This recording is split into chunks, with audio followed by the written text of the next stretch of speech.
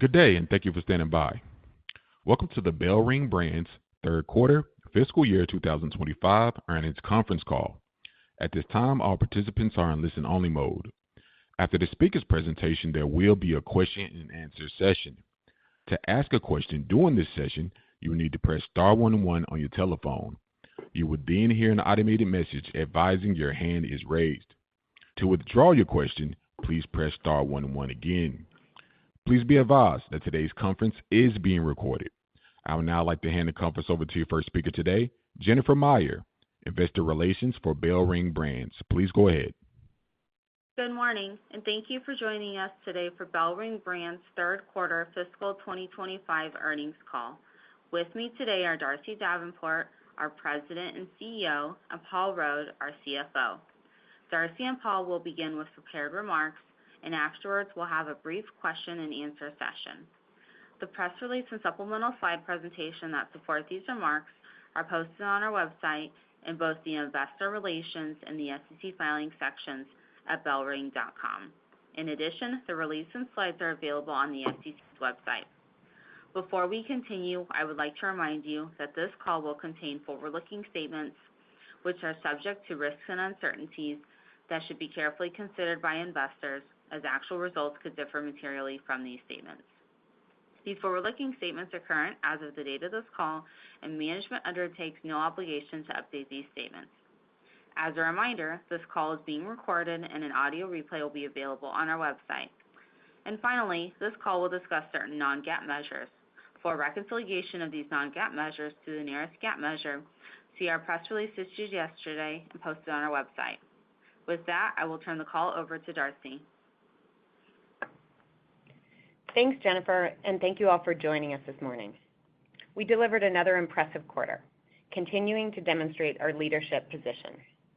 Paul will go into more detail about the quarter's performance and how we expect to end the fiscal year. I plan to use my time today to remind you of our company's unique value proposition and why we believe in our continued success. I have three key messages. The first, the ready-to-drink shake category is on fire, with a long runway of growth. Second, Premier Protein's demand and brand fundamentals continue to show exceptional growth. And last, we're building on our brand momentum, positioning ourselves for many years of future growth. Let's get started. As you know, our company's core focus is ready-to-drink shakes. It is no secret that this category remains one of the fastest-growing categories in the entire store. It has incredible momentum with meaningful long-term potential. Protein is at the center of many macro trends, including health and wellness, popularity of functional beverages, increases in GLP-1 usage, and the constant consumer desire for convenience. Ready-to-drink shakes are thriving because they fit so well with the evolving lifestyles and values of today's consumers. RTDs grew 16% this quarter, with 70% of that growth coming from volume. 1 in 2 households now consume RTD shakes, and the category added 5 penetration points in the past year. This was the second highest household penetration increase of any category, only behind prebiotic sodas. It is worth noting that Premier Protein contributed approximately 1/4 of that growth, more than any other brand in the category. Retailers have seen this category's potential and are getting behind it. Many leading retailers turn to us for guidance on how to accelerate their growth. As the category leader, we serve as the official category captain in several key retailers and advise many others. We provide thought leadership on aisle location, assortment, merchandising solutions, and signage. And retailers are taking action. They're adding more space for RTDs, testing higher traffic aisle locations, and expanding displays in and out of the aisle, all in service of accelerating awareness of the category among their shoppers. Concurrently, they are de-emphasizing less productive and in many cases declining subsegments and brands, which are weighing on their growth. Further adjustments of these underperformers remain a meaningful opportunity for the category. Success attracts competition, so it is not surprising to see new protein RTDs enter the category, especially in its biggest channel, club. The increased interest, especially from large established CPG companies, further validates the long-term consumer relevance and staying power of this category. And in a low household penetration category, competition is good.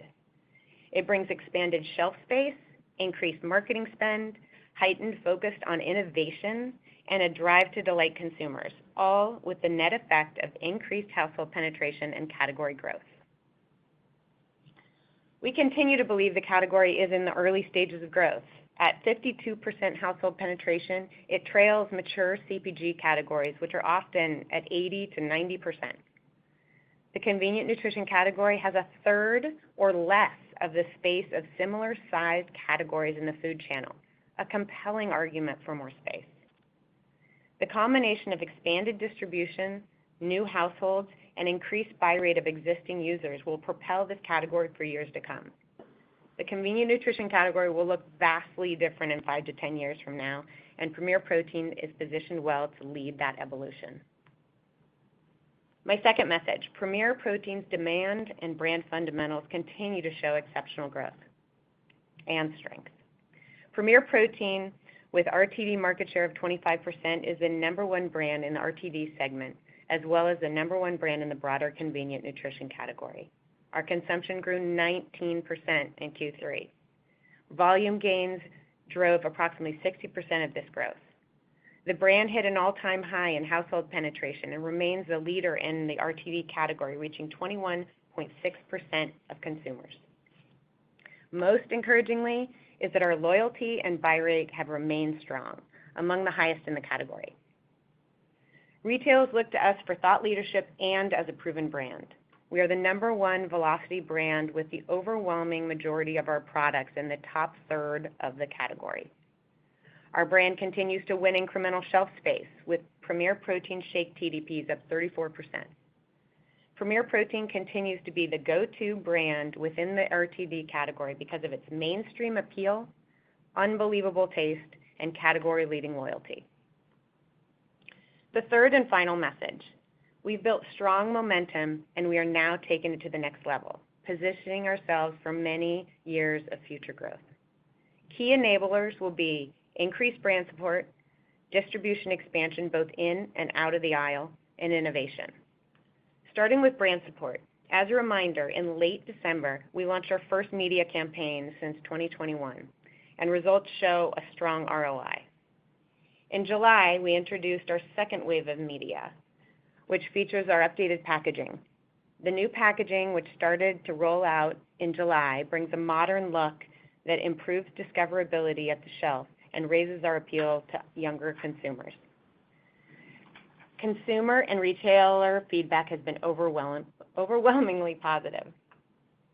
In addition to increasing brand support, we are boosting in-store investments via promotion, display, and demos. We know from experience promotions, and more importantly, the displays that come along with them, are key to reaching new households and growing our business.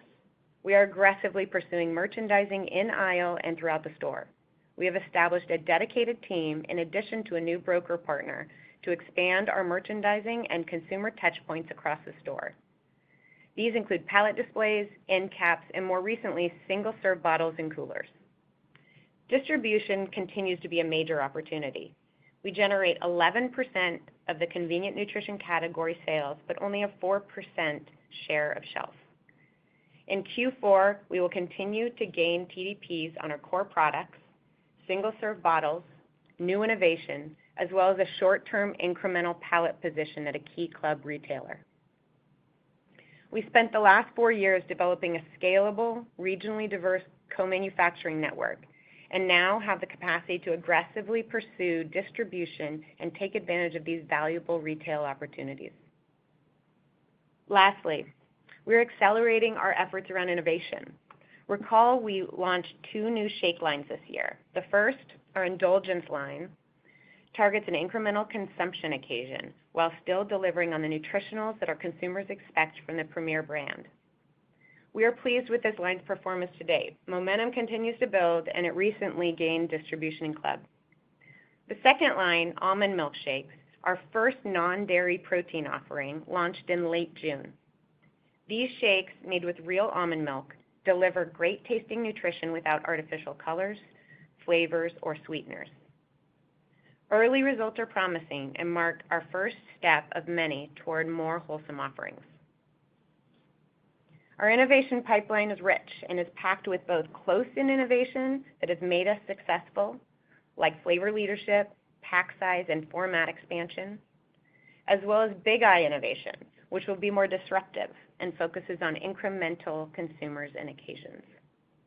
We are committed to bringing continued excitement to our consumers and retail partners for years to come. In closing, the RTD category has strong momentum.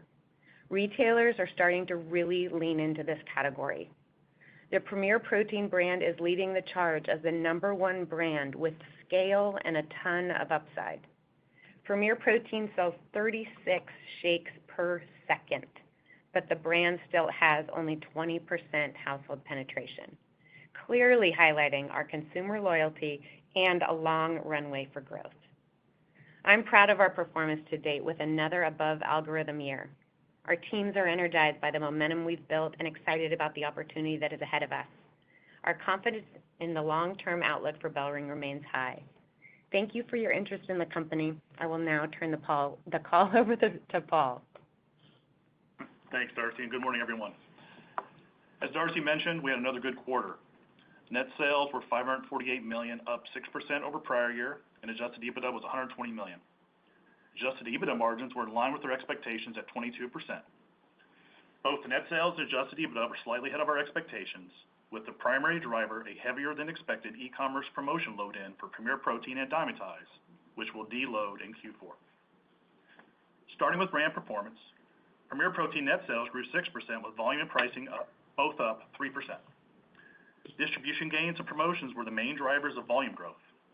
Recall, we expected trade inventory changes to be a headwind to Q3 growth as we lapped prior year inventory replenishment and certain key retailers lowered their weeks of supply.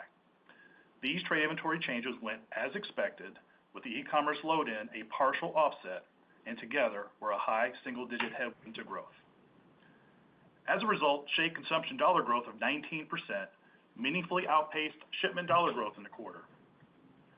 Dymatize net sales increased 5% this quarter, lifted by strong growth for international and domestic RTD shake sales.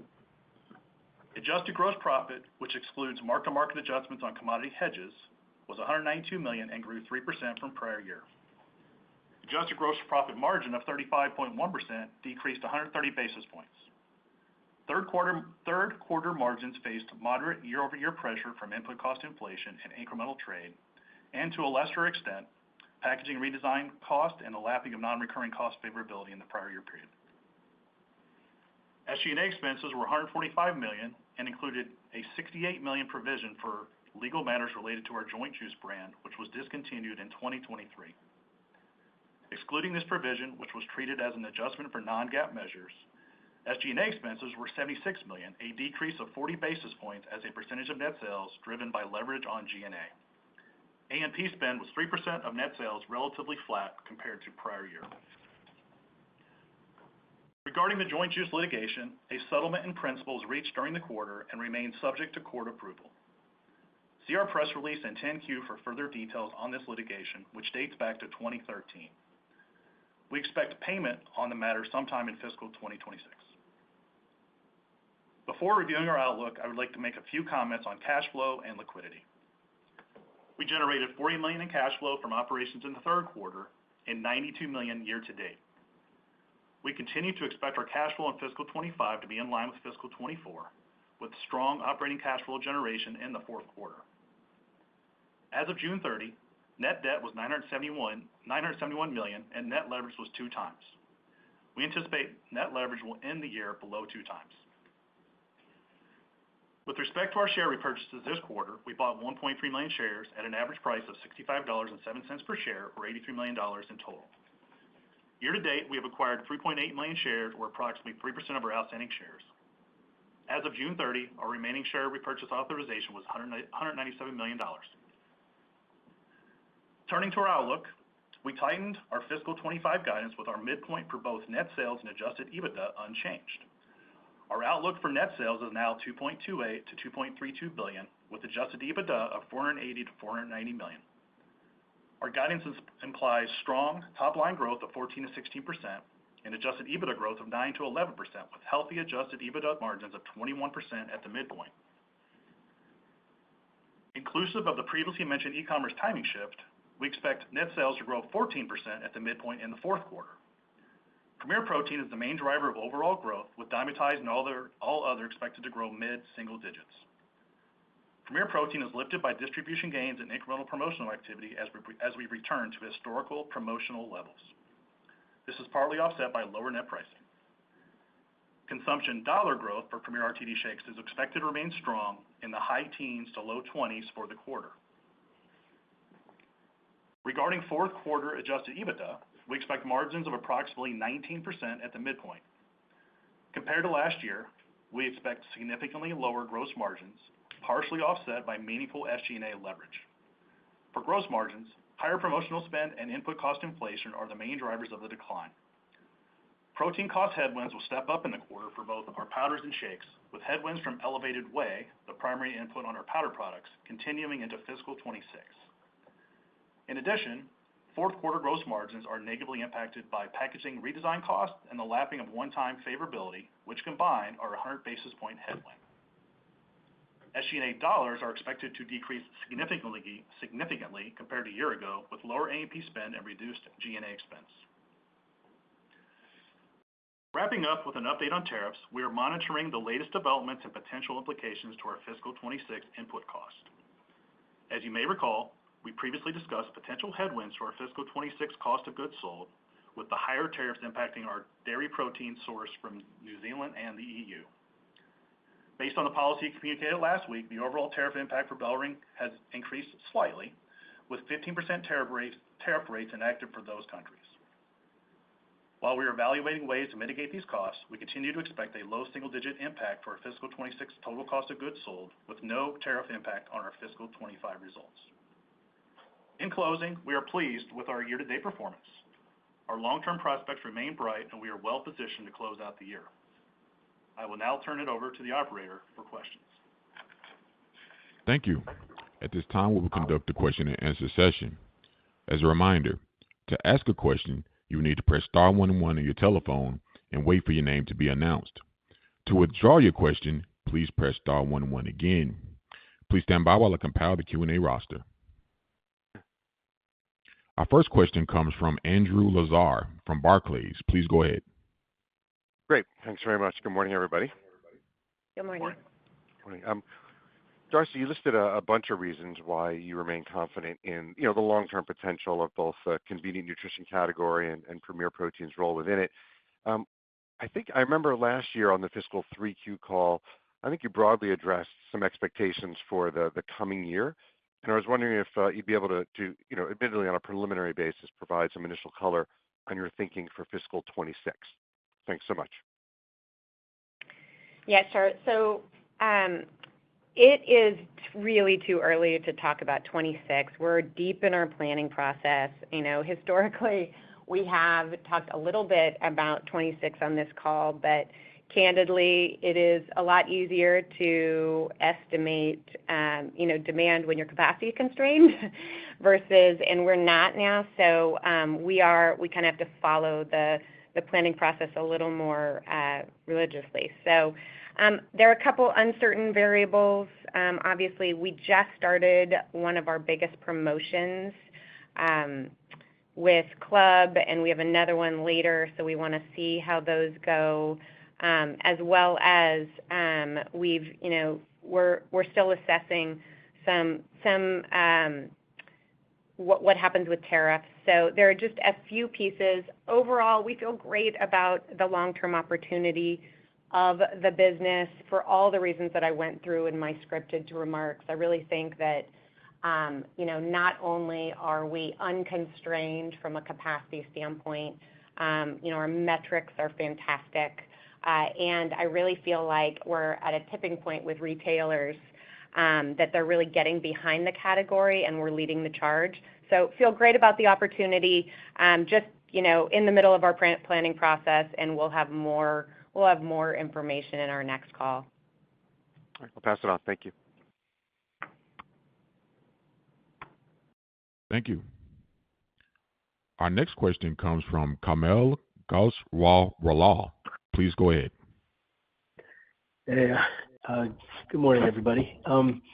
Couple of questions. The first is, third quarter came in maybe a little bit better than expected when adjusting for some of the destocking issues, but you've narrowed your guide as opposed to maybe coming in at the higher end, given all of the statistics and all the things that you talked about, Darcy, of the momentum that you have. So just curious why narrowing as opposed to maybe pushing towards the higher end.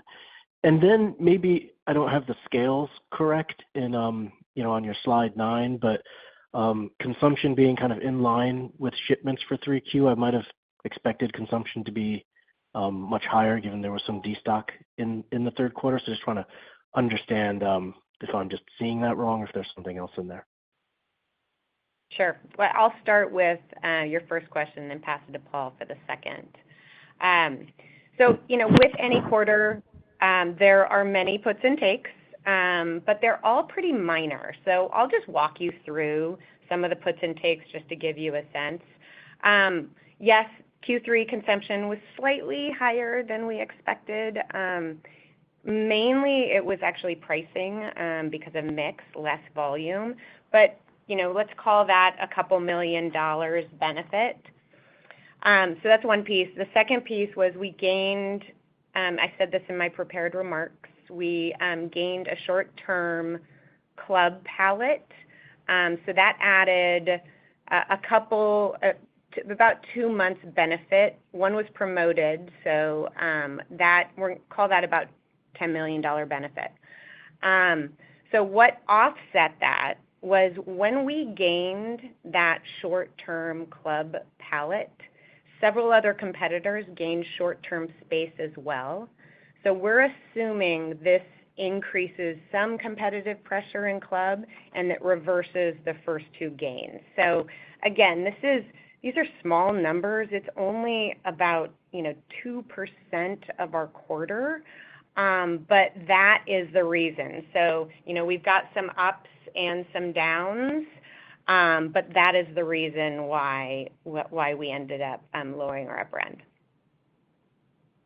And then on your second question regarding our supplemental schedule, slide 9. So yes, you're correct. We expected consumption to slightly outpace shipments more than it did. They came in more in line. And the primary driver is the e-commerce heavier than expected load in that we saw in the third quarter. So that is masking the deload to some degree that we saw in club and other retailers. On the last call, we called out obviously an expected deload in the quarter. That played out exactly as we expected. We feel good about where our trade inventory levels are for those key customers. But that's the main reason is, yes, we expected it to be slightly lower as well, meaning consumption over shipments, and it was masked a bit by this e-commerce load in that we expect to fully deload in Q4. We think it's purely timing. Okay, got it. Thank you. One moment for our next question. Our next question comes from David Palmer from Evercore ISI. Please go ahead. Thanks, and good morning. I just want to follow up on Andrew's question because, obviously not commenting on it, given all the mixture of increased competition, but also your distribution, innovation, marketing drivers. There's a lot of things for us to consider here, and obviously the category remains vibrant. I wonder, is your long-term targeted 10 to 12% a good starting point for us to be thinking about and in the high single-digit type category growth? And do you think you'll be gaining share this next year, or do you think that that's maybe not as much in the cards? And just any sort of proportions, comments that would speak to how we should be thinking about the category and your growth within the category would be helpful. Yeah, I mean, I think we feel great about the opportunity still. I think we still feel good about our long-term algorithm. I think that in general, many of the, all the things that we've laid out, in our investor presentation are very relevant. I think that it's a hot category. Everything I said in my scripted remarks, it's a hot category. We're the number one player. We are, I talked a little bit about, the inevitability of increased competition, and I think that it is actually really good for the category. And so I think that we're seeing some real momentum with our retailers. I think this is the first time I've talked about us being category captains. This has been a strong push for the last year, and it's really nice to see, and we're having some big impact. And so all of these things, and then of course our innovation. This is the first year we've launched 2 new lines in 1 year, and it's really starting to gather some movement. We're getting on shelves. The velocities are turning where we started. So there's just a lot of pieces, and I think that is why we need a couple more months to work through it, so we can give you a good number. Okay, I'll pass it along. Thank you. Thank you. Our next question comes from Megan Clapp from Morgan Stanley. Please go ahead. Hi, good morning. Thanks so much. Maybe I wanted to ask the competition question maybe a little bit differently. And Darcy, you touched a bit on it in your prepared remarks, but I'd love to just hear your updated thoughts in terms of how you're evaluating the single-serve opportunity and kind of your desire to move the brand into the mainstream beverage aisle as a way to reach new customers, maybe as competition is getting a little bit more fierce, if that's an okay word, in kind of your main club channel. Thank you. Sure, Megan. I'm going to start with the club competition because I think there's some context that might be helpful, and then I'll end with just our efforts around where we want to be in the store, what's important, and then lastly, single serve. So if I don't hit all those points, tell me. Okay, so let me first with the kind of club situation, because it's kind of unique. So when we gained the short-term, I mentioned that when we gained our short-term club palette, several other competitors also gained some space. So one of our key club retailers decided to increase the RTD and powder floor space in Q3, and it for a short-term basis. It's a temporary expansion to fill spots previously meant for tariff-impacted categories. So it's a little bit unique. It's supposed to last until the end of the calendar year. So it is, we gained some space, but also some, competitors gained some space because they had all this new space to fill. So it's a little bit of a unique scenario, and I think that's what I think people are, we're seeing the increased competition. I will say that I was in a club store this weekend, and it is really, it is great for the category. When I was walking around, I bet you 60 to 70% of the carts in the store had high protein shakes in the cart, people, it's completely mainstreamed. And so I truly believe that the competition is good for the category.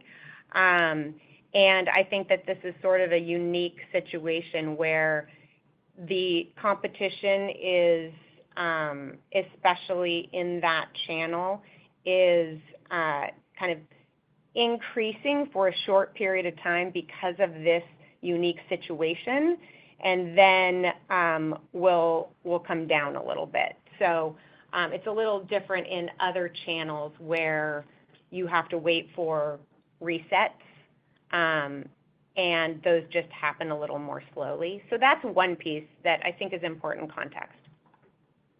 The second piece is just our conversations with retailers about where we want to be in the store and the opportunity. And what I would say is the guidance we are giving retailers is it's less about where you are in the store.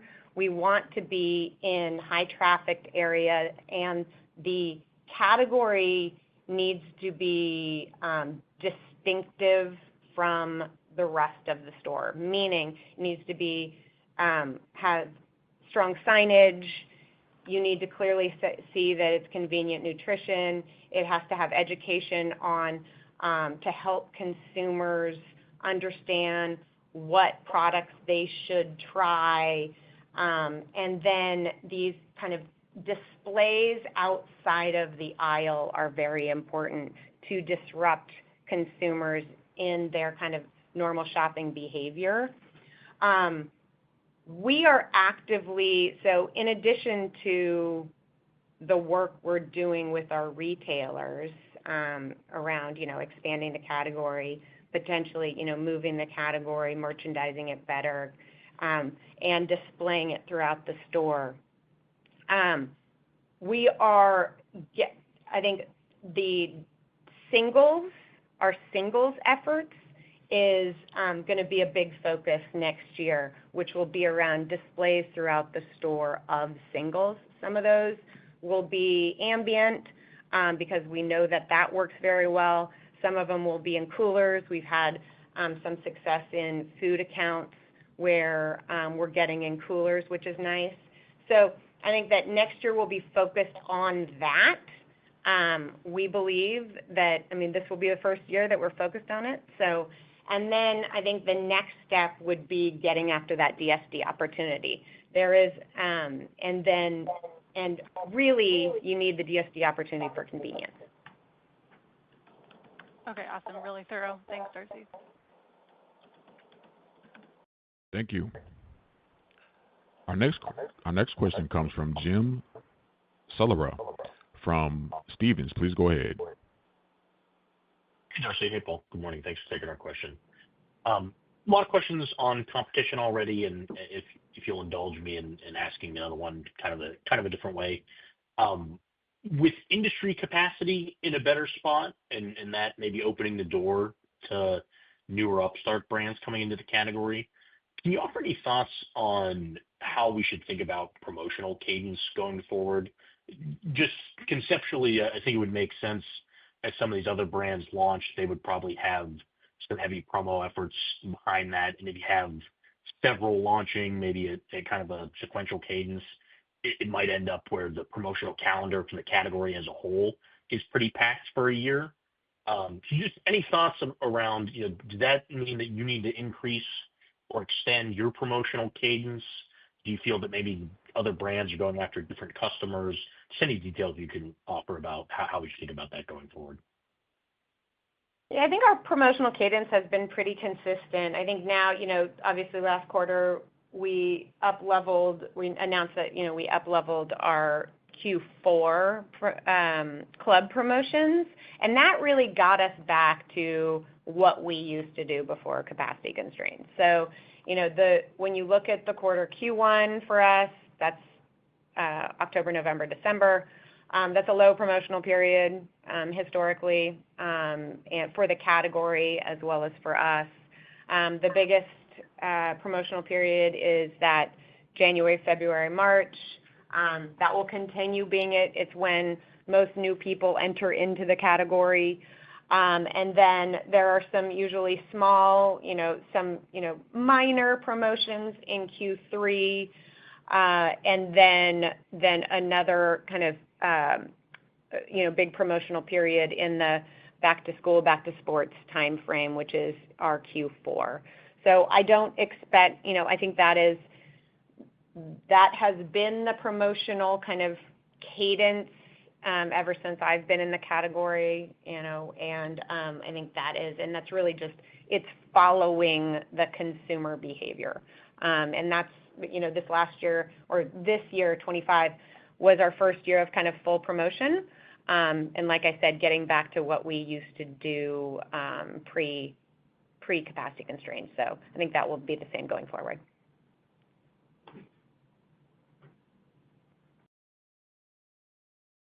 Thank you. Our next question comes from Yasmin Deswindi from Bank of America. Please go ahead. Hey, guys. Thank you for the question. So I just wanted to follow up on Andrew's question earlier and maybe phrase it a little differently. Obviously, understanding that you won't get into details about next year until later this year. I think in the past you've alluded, that on-algo growth could be in the books for next year, at least on top line. You'll be lapping this year's innovation, incremental promotions. You've launched 2 new lines this year. So I'm not asking for any numbers, but just kind of qualitatively, how much confidence do you have in achieving that on-algo growth? And, what are the qualitative things that we should consider for next year, just on top line? Thank you.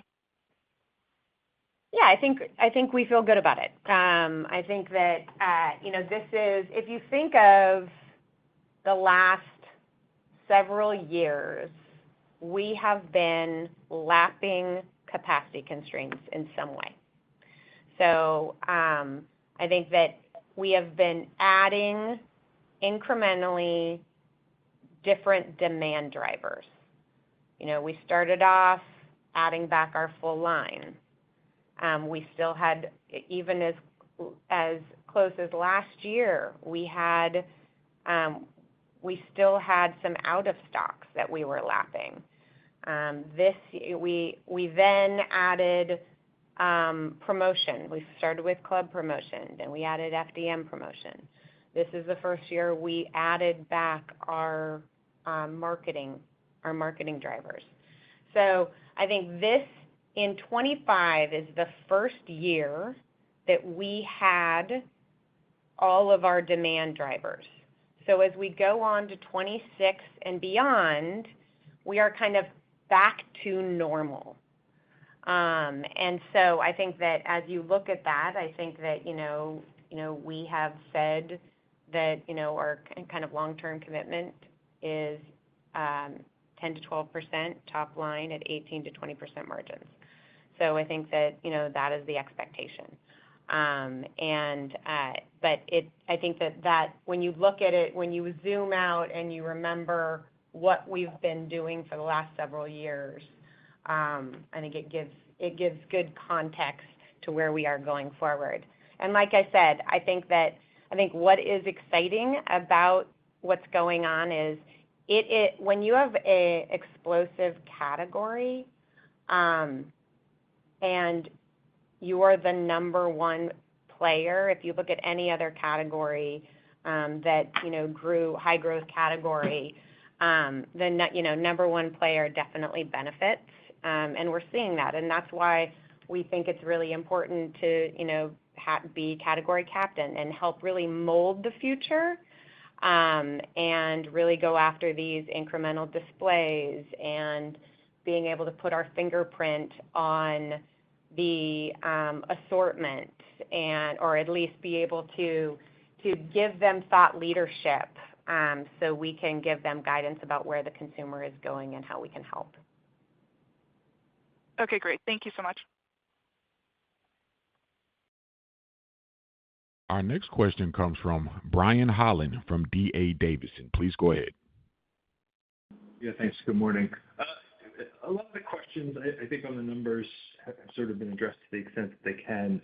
So maybe just asking, obviously there have been a lot of questions about the competition as well. I'm just curious, Darcy, if you could sort of frame for us how you think about the value proposition of Premier Protein. And for context, obviously we have, new innovation, and this is a category that has and will continue to bring a lot of innovation to market. And so as that evolves, as consumer tastes and preferences evolve, the positioning of Premier Protein, the value proposition of that product vis-a-vis some of the other products and macros that are out there available to the consumer. What gives you the confidence from that standpoint that you can, hold or grow your share going forward? Sure. Great question. Okay, value proposition. Why do consumers love Premier? Approachable positioning, fantastic taste and flavors, and great nutritionals. It's like the trifecta. A key part of fantastic taste is this kind of thicker milkshake, decadent consistency, and a wide variety of flavors. So consumers are drinking our product every day. They get tired of chocolate and vanilla. They want to try root beer float and pumpkin spice and lemon bar and all of these other things that are super exciting. They will not sacrifice taste for anything. So that is the value proposition. That is what has made Premier so successful and will continue. What we have, and when we kind of map out, we've done a lot of work on where the white space in the category is and kind of where the biggest growth potential big buckets are. And I think that, we feel that there's opportunity in, and again, without going into kind of our innovation strategy, but we think that we are in a great space in that when we map out what consumers want, most, and I have exact percentages, but most want thick, decadent shakes that fill you up. Some want kind of thinner products that are that can be consumed sort of more as a beverage. Most want kind of this idea of around 30 grams of protein, let's call it 20 to 30 grams of protein. Some want higher or lower. Most want sweet, some want sweet. And so I'm giving you this most some because it starts mapping out what the future of this category is going to be. The beauty of a kind of young category is it starts with a few brands and then and a few products, and then it starts expanding into, you go after the most, and then you start expanding different line extensions and even some brands going after some of the other pieces. And so I think that some of the new, I'll use, ultra-filtered milk as an example. From a product standpoint, it is much thinner. It's much more like high-protein milk, whereas our product is much more of a milkshake. So our consumer loves that thicker, decadent shake-type experience because it fills them up. And so going to a thinner product is not a great trade for a loyal Premier consumer. However, there's an opportunity for that. And so I think that's how we're kind of looking at the innovation. But we feel like we're in a great place because as we look at, there are a lot more of those people who are looking for great tasting, approachable positioning, great nutritionals. And that's part of our marketing campaign. That's part of getting out of the aisle. That's part of all, even the backbone of some of our innovation strategy. Appreciate all the color. Thank you. Our next question comes from Peter Grom from UBS. Please go ahead. Thanks, operator. Good morning, everyone. A lot of questions on the top line, so maybe just some questions on profit. So, Paul, I think you mentioned that the fourth quarter gross margin is going to be under significant pressure. Is there any way you can put some guardrails on that? And then I guess related, obviously exiting the year with some margin pressure here, and I know we'll get building blocks to 26 in a few months. But can you maybe just help us understand of these headwinds you're dealing with in the fourth quarter, what do you view as transitory versus what should linger as we look ahead? Thanks.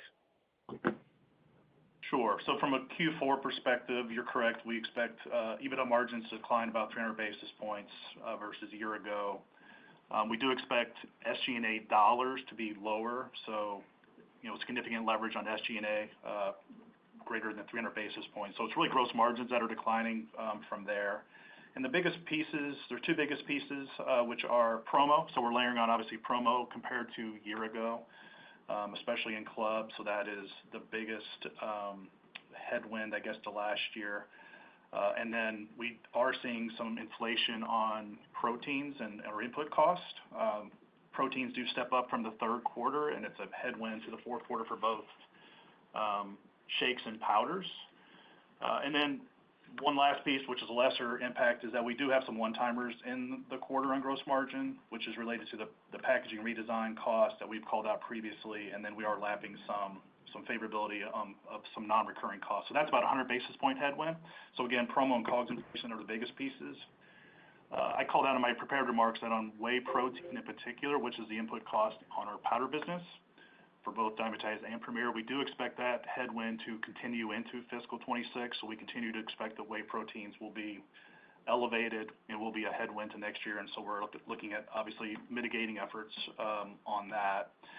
And then really, again, not getting into 26 much at this point, but tariffs, I think, is the other piece as we go into next year that we've called out, and I mentioned it again in my prepared remarks, that we do expect some cost headwinds from tariffs to impact us in fiscal 26. We won't be able to fully mitigate them by just changing suppliers or changing ingredients. So there will be some headwinds that we will work on. But we also have a number of opportunities, we think, to pull cost out of our products, out of our supply chain. So that's a big effort for 26 that we're working on. And then I do expect, we would see some G&A leverage as we continue to grow the top line. So those are kind of the bigger pieces as we think through 26. Got it. Thanks so much. I'll pass it on. Our next question comes from Matt Smith from Stifel. Please go ahead. Hi, Darcy. You talked about the competitive environment. Maybe in the more near term, can you provide more details about your expectations for the fall shelf reset? And as the category enters this new wave of competition, how do you measure success from here from a market share perspective? And has the view of the required level of A&P for BellRing changed in this new or in this more competitive environment? Thank you. We feel good about the fall resets. So we'll be continuing to expand distribution TDPs on Premier Protein, both single serve. We're getting more expansion of single serve than our core products, as well as our innovation. So, and I mentioned that temporary incremental palette in club. So feel great about the fall resets that are coming up. So that was one piece. The market share, hey, this is the beauty of a growing category and a low household penetration category. If you actually look at our market share over time, we've actually grown very well and had a pretty stable market share. And so I think that, we expect, I think that it is not, our growth isn't predicated on increasing market share necessarily. We can actually be quite successful in just holding market share. So I think that is one piece. And then what was the third question, Matt? About marketing spend. Oh, you want to take that? Sure, yeah. So Matt, from a marketing spend perspective, we have called out previously that we would expect over time to, increase our marketing spend from where it's been. As Darcy said, this year we layered on, promotional activity, but we do think that going forward that, again, I don't think we're talking about big changes, but we would expect that we, could lean a little bit further into marketing spend as a % of sales. But mostly that should get offset as we get G&A leverage as well. But to answer your question, yes, I would think that, our A&P spend would slowly go up over time. Thank you. I'll pass it on. Our next question comes from Jon Andersen from William Blair. Please go ahead. Good morning. Thanks for the question. I had a question on innovation. Was wondering if you could talk a little bit more about indulgence, that line, and whether how incremental you're seeing that business in terms of attracting an additional occasion or occasions. And then also on almond milk, it may be too early, but how the brand, the Premier brand, is translating in kind of a different subsegment of the category. And then if I could just throw in a follow-up maybe for Paul, a lot of talk about competition, obviously, and investment levels and focus. Any thoughts on changes to kind of your capital allocation priorities going forward? Thanks. Okay, so I'll start. Indulgence. So first of all, I would say that that's the one we have the most history on right now because it launched earlier in the year, and it's a really strong performance. I think that we launched it first in mass, and it did very well. 3 out of the 4 flavors are in the top third. We actually got the 4th item in there because of that success. And the success in mass also translated into expanding distribution into other places. So, and we're continuing, as I just talked about the TDP gains in Q4, we'll be expanding indulgence into kind of more the rest of mass as well as other food channels, and also got it into club as well, a club account as well. So feel really good about that. Strong incrementality. You asked about the whole concept of indulgence was that it would be incremental from like an occasion standpoint, and that is exactly, the numbers are showing that. About half of the sales are actually driven by category expansion. So that is exactly what we want to see. I think the bonus was that we actually are getting some new consumers. The design of it was incremental occasions. So, having your own consumers buy more for a different occasion. So that is happening. I said 50%. But I think what's nice is the bonus is that we're actually getting some incremental consumers as well who just see the concept and they resonate to the concept. So that feels really good. On almond, exactly what you said. It's just too early. We just launched. Really, we only have it right now in Amazon. We saw they just had a promotion earlier or last month. It was included in that. Saw some good trial there. And now we're rolling out into other food and mass customers in the fall. We've got a test in mass, et cetera. So too early to tell, but I would say that on e-com, it's actually we're having good pickup. It's a personal family favorite in my household, so that goes a long ways. And on capital allocation, I would say no real change to our priorities. We will continue to balance kind of debt pay downs on a revolver and share buybacks, opportunistic share buybacks, using our free cash flow, our strong free cash flow on those items. I think M&A is still, more medium to long term. We continue to focus on organic growth. So I would say not any significant real changes to our capital allocation approach as we go forward. Thanks so much. Our next question comes from Steve Powers from Deutsche Bank. Please go ahead. Hey, thanks. Not to take us backwards, but Darcy, if I had told you 3 months ago that consumption would have ended at 19% for 3Q, I think you would have said that indicated momentum that would likely yield better than the high teens, low 20s consumption that you're now calling for in 4Q. So can you just be a little bit more precise as to what may have temporarily inflated 3Q, and then conversely, what may be dampening 4Q versus kind of your expectations 3 months ago? And then, if I could, just, looking forward, I just want to be really clear because I've heard different things. I've heard it's too early for 26. I've heard it's too soon to call. But then I've also heard, more recently you said, 10% plus is your assumption. So, coming out of 4Q, given the current momentum, are you saying that next year is supposed to be a 10+% growth year, or are you not sure about that? Okay, so Steve, can you go back to the first question just around, so you're asking about the consumption of Q3 being 19% and then the expectation of Q4?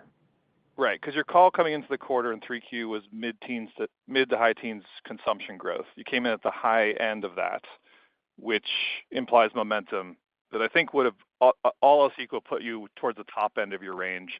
That's now, we've kind of ratcheted down towards the midpoint of the range. So just what may have temporarily inflated consumption in 3Q and or what is dampening 4Q consumption relative to, what your expected curve was, 3 months ago? Yeah, so I'll go back to the kind of puts and takes I talked about at the beginning. First of all, the Q3 consumption, I mean, it was slight. I mean, we were a little bit on the high side, but it was less actually volume. It was more on the pricing side. So you talked about maybe it's a benefit of a couple $2 million. The other piece that was on the positive side for Q4 is we gained that short-term pallet. We got a couple months benefit there. One was promoted. And then what offset, what reverses, and these are assumptions, but what reverses those two gains is that when we got that short-term club pallet, several other competitors also gained short-term space. And so we're assuming that this increases, the competitive pressures and reverses the two gains that I talked about. Now, these are small pieces. These are minor. We're all talking about 2% up, 2% down. So it's just not that extreme. But again, those are the puts and takes. As we go through a quarter, we have a million puts and takes. But those are the keys. Okay. And then can you just, because I'm getting questions from a lot of people, like on 26, are you saying you don't know, or are you saying 10% plus? Yeah, we are in the middle of our planning process. What I said about 10% plus is that's our long-term algorithm. That's our goal. Okay, I'll leave it there. Thank you. Our next question comes from John Baumgartner from Mizuho Securities. Please go ahead. Good morning. Thanks for the question. Darcy, in your remarks, you mentioned innovation, and the appeal of ultra-filtered milk in ready-to-drink has been proven at scale at this point. There's more competitors coming in with that formula. You touched on it a few moments ago, but just to keep with that line of thinking, setting aside the viscosity element of it, are there specific demographics where you're seeing filtered milk appeal more strongly? Are you seeing more new households coming into the category through filtered milk relative to MPCs at this point? If you could just speak to how you use segmentation in ready-to-drink going forward, aside from the loyal Premier consumers that are out there, and whether you would consider launching an ultra-filtered format yourself for Premier. Thank you. Yeah, John. So we see a pretty even, again, we don't really filter. We don't, no pun intended. We don't look at things through ultra-filtered milk versus MPC, but I understand what you're asking. Interestingly enough, we've done a fair amount of research on it just recently, and consumers actually don't know what ultra-filtered milk or MPC is. Ultimately, the source of protein is not a key driver for purchase. Brands are actually the key driver for purchase. So, even, loyal consumers of ultra-filtered milk products, they actually don't know that it's ultra-filtered milk. So the brands and the taste and texture, that's actually what drives, and the macros are actually what drives but what drives consumption and purchase and trial. But having said that, when we're looking at new people coming into the category, and if you were to look at, ultra-filtered milk versus MPC products, they're about even.